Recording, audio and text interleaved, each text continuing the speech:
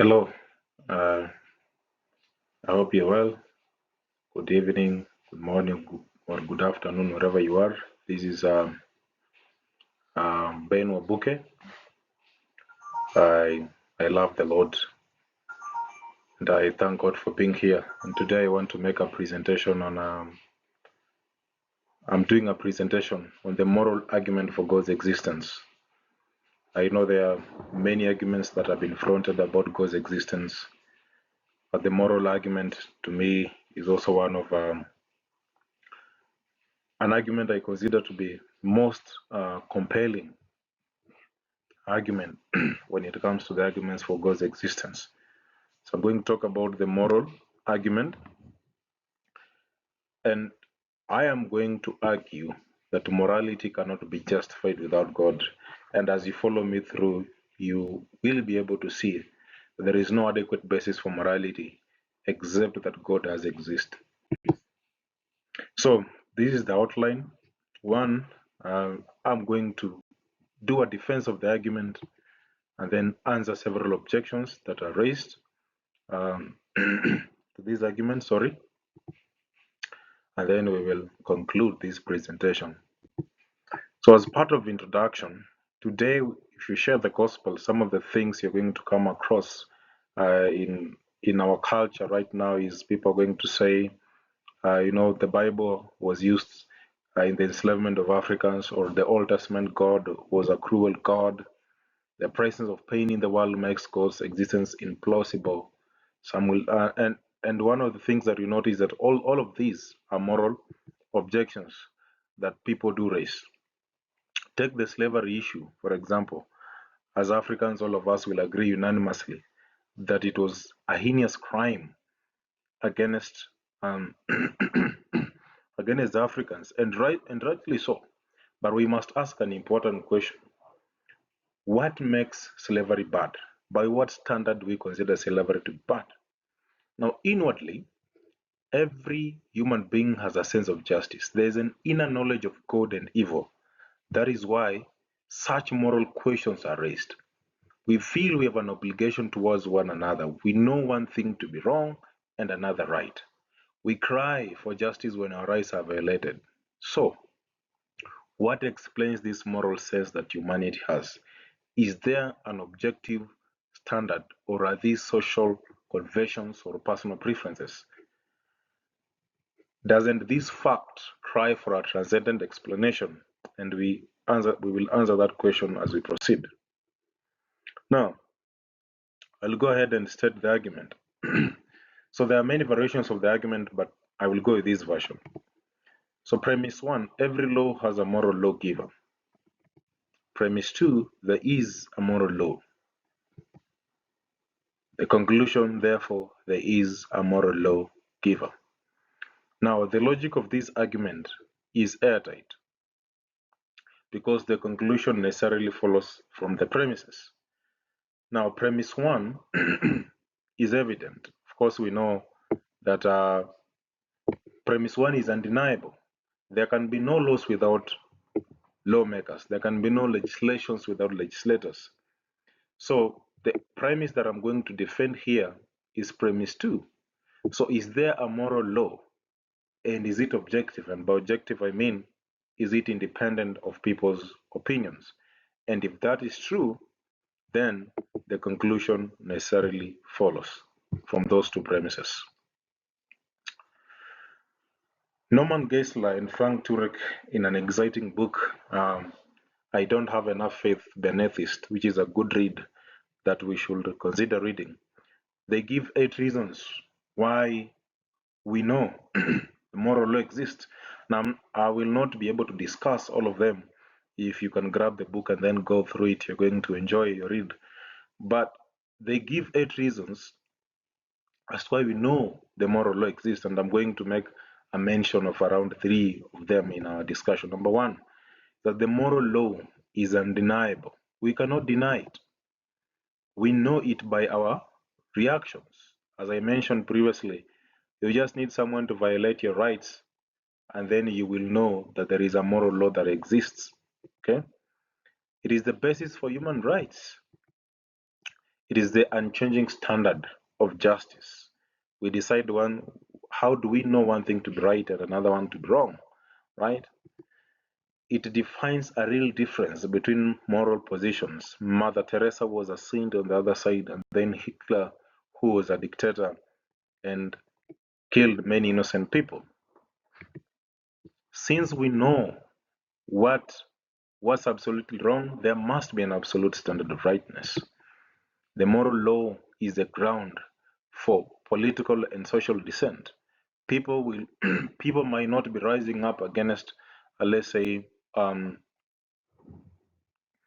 um, dictatorship regimes without there being a standard by which they can be able to say this regime goes against what we consider to be right and wrong.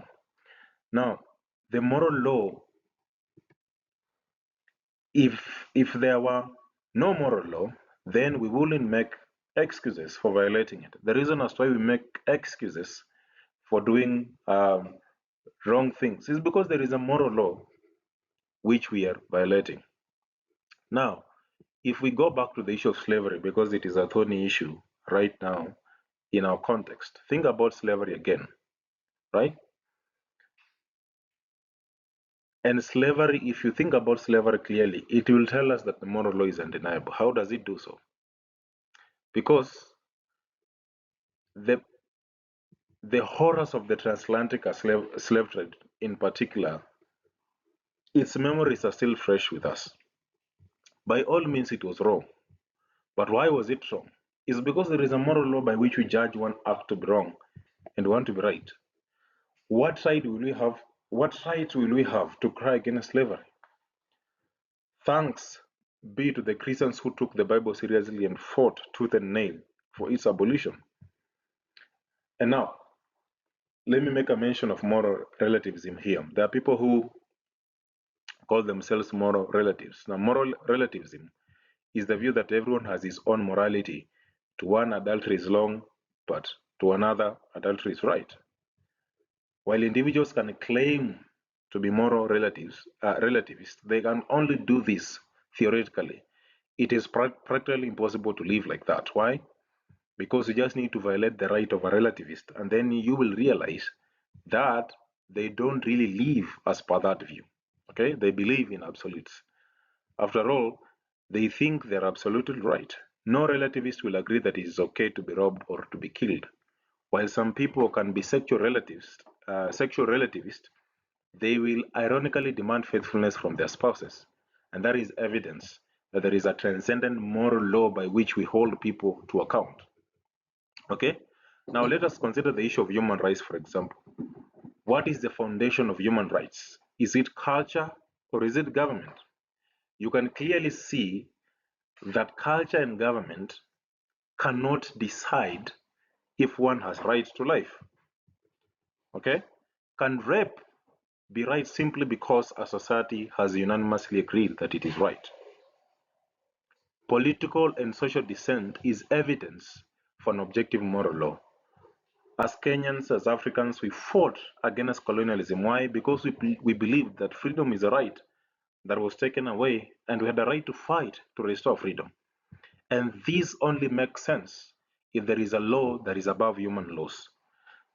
Now, if you think about the Nazis, for example, during the Nuremberg trials, they tried to defend themselves by saying that what they did to the Jews, they did so only because they were obeying the laws of the land. But they were responded to by being told that there is a law above the laws of the land. Okay? And this means that this implies that while the application of moral principles can vary from one culture to another, or from culture to culture, the principles remain the same. It is a crime to burn witches today. Why? Because we believe that the curse is not kill innocent people. The principle that murder is wrong still holds. Even in the abortion debate today, both the pro-abortionists and the pro-lifers agree that killing innocent people is wrong. They disagree only on the issue of the humanity of the unborn child. And therefore, the basis for human rights The reason as to why we say our rights cannot be taken away and should not be taken away is because we believe there is a standard by which you judge something to be right and something to be wrong, without which we'll have no right to even fight for our rights. Because our rights cannot be given by government or culture, they must come from somewhere else. Now, before we move to the objections, I want to make some mention of what is called a Euthyphro dilemma. Now, Euthyphro is a character in Plato's writing. Now, does God will something because it is good, or is it good because God wills it? If the former, that will make good to be above God. If the latter, that will make God arbitrary. Will hatred be good if God simply wills it? Now, that is a Euthyphro dilemma. But let us think about it. How do you respond to this? Number one, if God wills something because it is good, okay, that means the good will be above God. Then the first response will be, then the good will be God. The good will be God. Secondly, this is a false dilemma. These are not the only two options that we have. Why? Because there is a third alternative, and which is God is goodness. Therefore, if God is goodness, therefore goodness flows from it. And that is the belief that we have as Christians. God is goodness. And because God is goodness, then goodness flows from him. So God is not under a standard of goodness, right? So goodness comes naturally out of God. It comes out of the nature of God. Now, with that one in mind, we can move to answer several objections to the idea that morality can only be grounded adequately in God. And objection number one is that you do not believe, you do not need belief in God to be good. Okay? Now, number one, this objection misses the point. Why? Because the point you're making is not that, it's not the issue of you needing belief in God in order for you to be good. The point you're making is that morality cannot be justified apart from God. That is the point. So atheists can be good without faith in God. The only problem is they cannot justify why they should be moral at all. Why help people? Think about it. Why not just kill them? Okay? So that is objection one. Objection two is that evolution can explain morality. Now, can evolution explain morality? Let us think about this for a moment. Is it possible that morality was imbued in us or in the human species as we evolved over time? Is that view the correct one? Let us examine it. What are some of the problems with this view? Number one, the evolutionary paradigm. In the evolutionary paradigm, we are products of mindless and guided processes. This implies that there is no purpose in life. And if purpose and oughtness cannot be separated, it means that there is no good or evil. It is just blind chance. Because if evolution, by definition, is a mindless and guided process, then it means there is no purpose to life. And if there is no purpose to life, then whatever happens to human beings is just blind chance. And we have no reason to complain if something is right or wrong. But the question is, how does blind chance communicate morality? How does morality rise from amorality? Now, consider what Frank Turek says in his book, Stealing from God, responding to this issue of whether evolution can explain morality. He mentions a few things that I want to highlight. Number one, he says that this objection commits a category mistake. Why? Because evolution is a biological process and the moral law is immaterial. So a material biological process cannot explain immaterial moral laws. It is impossible. Second, how can a biological process make survival a moral right? Biology only describes what does survive, not what ought to survive. if survival is a right, then why not kill or rape to survive? Now, let me go back to our African problem of the issue of slavery. Think about it. If the slave traders were only trying to survive, why should we blame them? In the evolutionary paradigm, it makes complete sense. Why? Because we Africans were the weaker species who were only trying to come in the path of a stronger species surviving, right? So if they're only trying to survive, and if survival is their moral right, then why should we blame them anyway?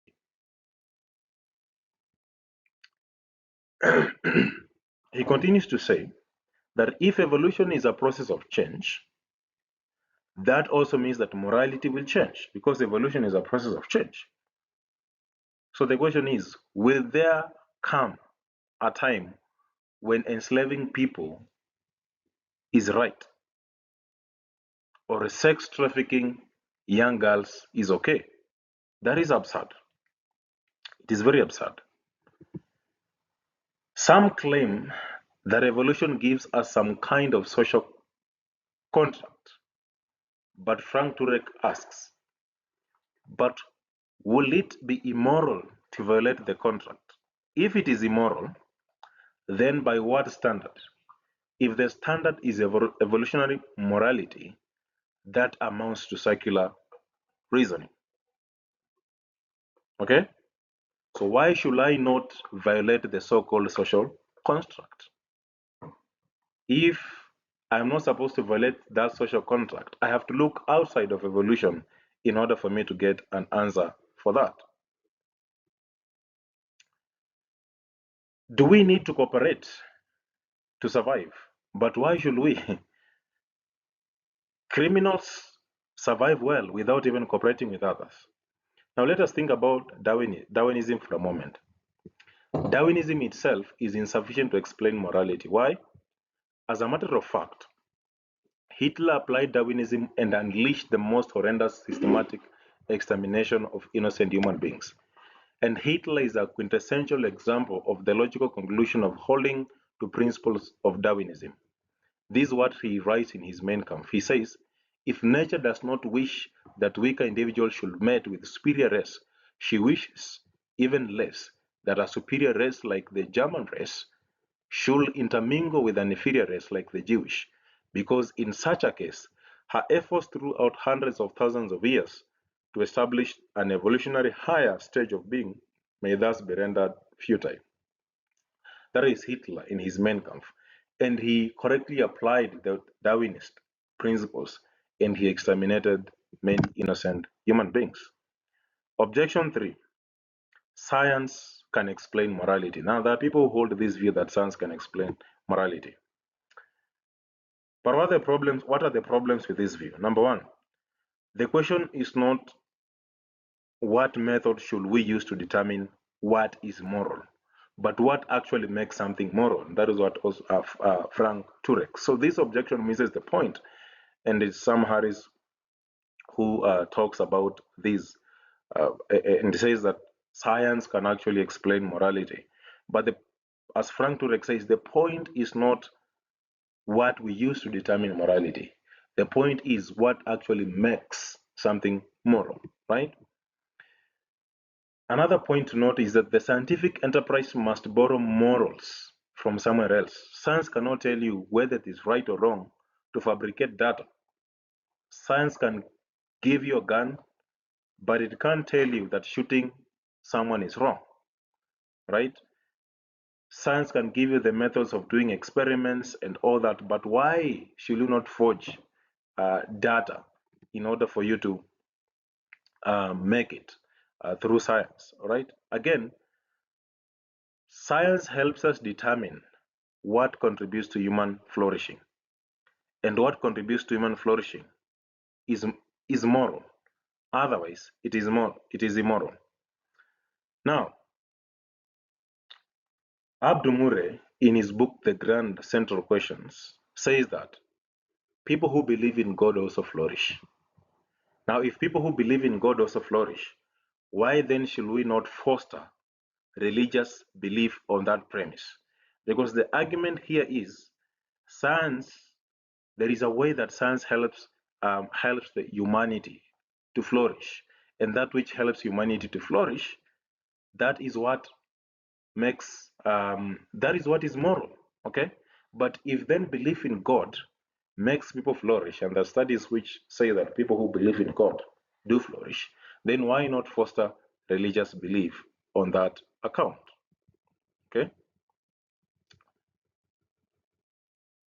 now this argument also begs the question, because it assumes that human flourishing is good, and therefore says that which contributes to human flourishing is good. So that argument begs the question. Now, someone can also ask, if the people who enslaved African, if slavery helped the white man to flourish, then why condemn it? If the German race flourished because of the extermination of the Jews, then should anyone condemn Hitler for what he did? That objection, as you see, really fails. Objection number 4. We can know morality through reason, which is the last objection that we're going to look at in this presentation. So can reason tell us what morality is, as some people claim? Let's think about this one. With our reason, we can discover what is moral, but reason cannot be the source of morality. Abdu Murray, in his book, The Grand Central Question, asks this: if reason is the source of morality, on what reasonable basis will I sacrifice my life for anyone? So we discover what morality is using our reason. We do not determine what is moral using our reason, right? Another difficulty arises if we think that our minds are end products of blind biological processes. Why should we trust our reason? In the atheistic paradigm, or if someone believes that evolution is true, and if evolution, as I mentioned earlier, is a mindless, unguided processes. In other words, our minds will just be a collection of random atoms. Our thoughts are just but byproducts of atoms firing in our skull and such things. Then why should we trust our minds to begin with?